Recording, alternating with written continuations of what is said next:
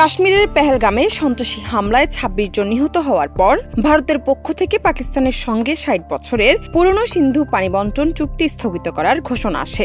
এই সিদ্ধান্ত নিয়ে দুই দেশের মধ্যে রাজনৈতিক উত্তেজনা ব্যাপকভাবে বেড়ে যায়। গোল্ডসেন্স গ্রুপের হোটেলে বিনিয়োগ করে সুদমুক্ত হালাল আয়ের সাথে বিলাসী জীবনের বিরাট সুযোগ। বিনিয়োগ একবার, রিটার্ন বারবার।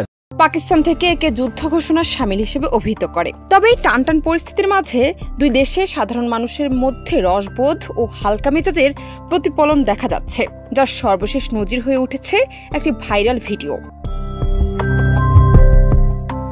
সামাজিক যোগাযোগ মাধ্যমে ছড়িয়ে পড়া ভিডিওতে দেখা যাচ্ছে ভারতের এক তরুণ পাকিস্তানের জনপ্রিয় অভিনেত্রী হানিয়া আমিরের উদ্দেশ্যে পানির বোতল পাঠাচ্ছেন। ভিডিওটি ধারণ করা হয়েছে সম্ভবত ভারতের কোনো স্থানীয় কুরিয়ার সার্ভিস সেন্টারে। সেখানে একটি পার্সেলের গায়ে স্পষ্টভাবে লেখা রয়েছে, to Hania Aamir, Rawalpindi, Punjab, Pakistan, from India. বাক্স খুলে দেখা যায় তাতে রাখা হয়েছে ডজন খানেক পানির বোতল। ভিডিও ধারণকারী এক ব্যক্তি বলেন, এই ছেলেটা আজ একটা পার্সেল এনেছে, আর দেখো এটা কার জন্য, হানিয়া আমিরের জন্য, আর দেখো এর ভেতরে কি আছে, পানির বোতল।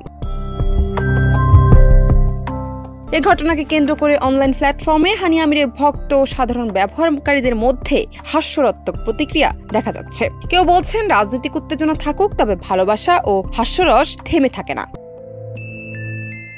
জান্নাত নিপু, দেশ রূপান্তর।